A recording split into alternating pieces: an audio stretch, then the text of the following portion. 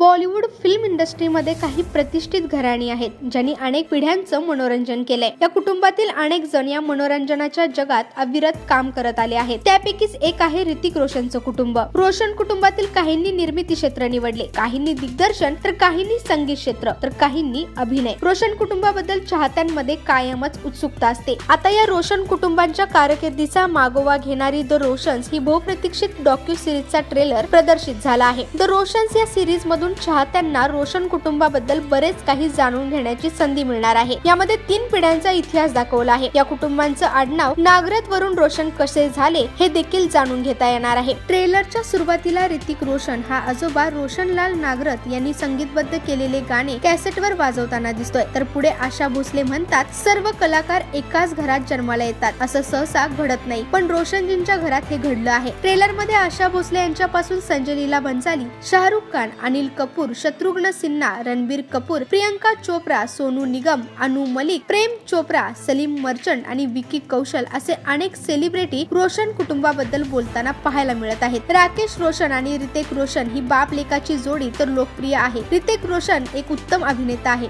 त्यांचे वडील राकेश रोशन हे निर्माता, दिग्दर्शक, पटकथा लेखक आणि अभिनेते आहेत, तर काका राजेश रोशन हे संगीत दिग्दर्शक आणि संगीतकार आहेत। ऋतिकचे आजोबा रोशनलाल नागरथ हे देखील संगीत दिग्दर्शक होते। द रोशन्स प्रदर्शनासाठी सज्ज झाली असून 17 जानेवारी रोजी नेटफ्लिक्स वर स्ट्रीम होणार आहे। घर बसल्या तुम्ही ही सिरीज आरामात पाहू शकता। आजकाल सेलिब्रिटींच्या जीवनावर सिरीज बनवण्याचा ट्रेंड आहे। काही महिन्यांपूर्वी सलीम खान आणि जावेद अख्तर यांच्यावरील एक सिरीज प्रदर्शित झाली होती। त्यानंतर रॅपर आणि गायक यो-यो हनी सिंगने त्याच्या आयुष्यावर एक सिरीज आणली। आता रोशन कुटुंबावरील या सिरीज बद्दल चाहत्यांमध्ये मोठी उत्सुकता आहे।